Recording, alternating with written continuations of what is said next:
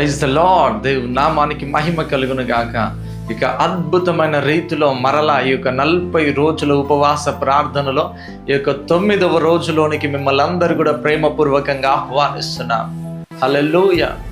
ఎంతమంది ప్రతిరోజు ప్రార్థన చేసుకుంటున్నారండి? ఎంతమంది ప్రతిరోజు దేవుని యొక్క వాక్యాన్ని చదువుకుంటున్నారు? ఎంతమంది ప్రతిరోజు యొక్క 40 రోజుల ఉపవాస ప్రార్థనలో ఎంతమంది పాల్గొంటున్నారు? ఈవినింగ్ మార్నింగ్ వస్తున్న లైఫ్లో ఎంతమంది పాల్గొంటున్నారు? ఈ యొక్క వర్తమానాలు ఎంతమందికి ఆశీర్వాదకరంగా ఉన్నాయి, ఎంతమందికి కూడా దీవెనకరంగా ఉన్నాయండి. ప్రతి ఒక్కరు ఏమాత్రం కూడా మీరు సమయాన్ని వేస్ట్ చేసుకోకండి. ఈ యొక్క 40 రోజుల ఉపవాస ప్రార్థనలో వీలైనంత మట్టుకు ప్రతి ఒక్కరు కూడా ఈ యొక్క 40 రోజుల ఉపవాస ప్రార్థనలో మీరు అందరూ కూడా పాల్గొనండి. ప్రతి ఒక్కరి కొరకు మేమందరం కూడా ప్రార్థన చేస్తున్నాం.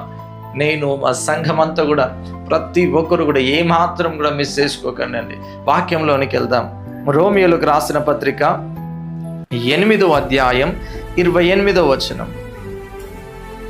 దేవుణ్ణి ప్రేమించు వారికి అనగా ఆయన సంకల్పము చొప్పున పిలువబడిన వారికి మేలు కలుగుటకై సమస్తమును సమకూడి జరుగుచున్నవని ఎరుగుదుము.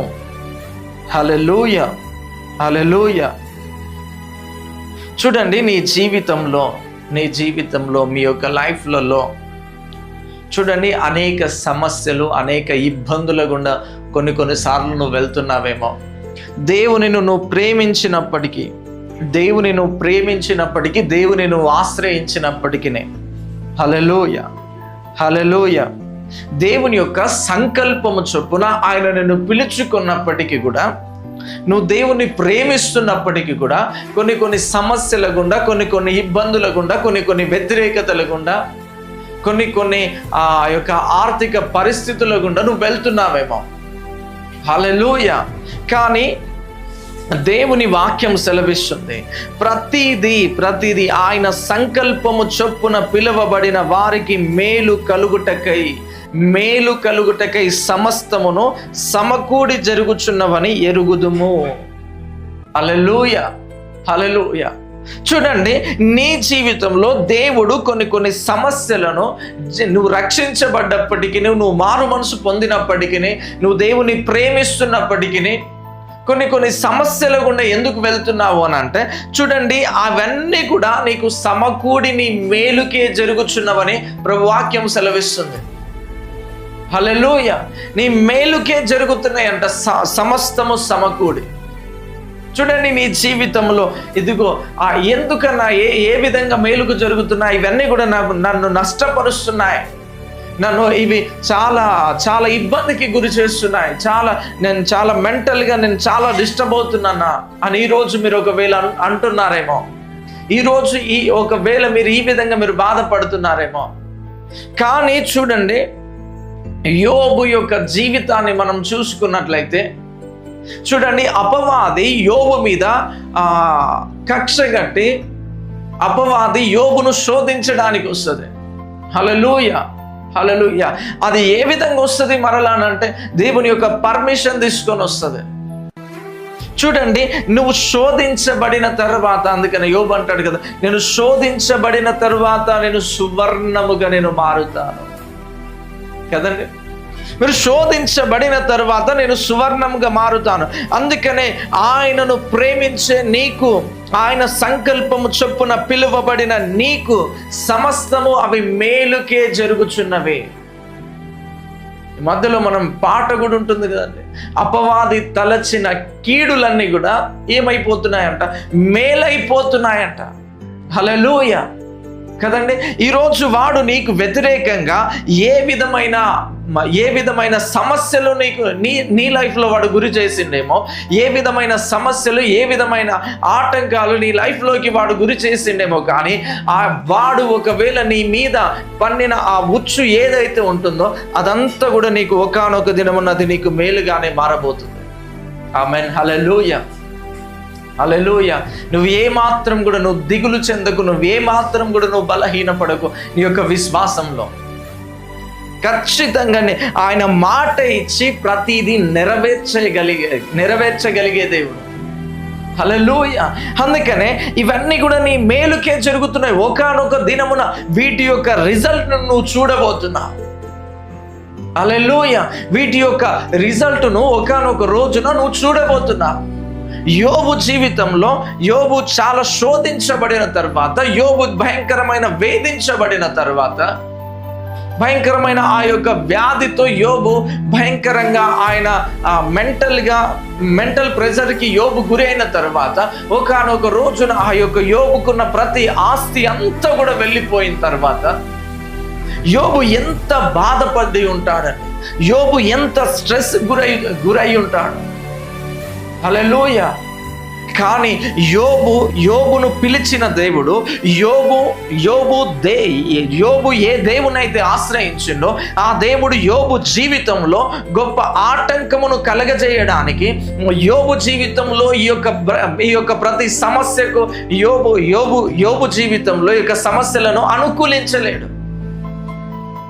యోబు యొక్క విశ్వాసము పరీక్షించబడిన తరువాత కోల్పోయిన దానికంటే తిరిగి యోబు మరల రెండింతల ఆశీర్వాదముతో దేవుడు యోబును నింపినట్లుగా దేవుడు నీ జీవితాన్ని నింపబోతున్నాడు.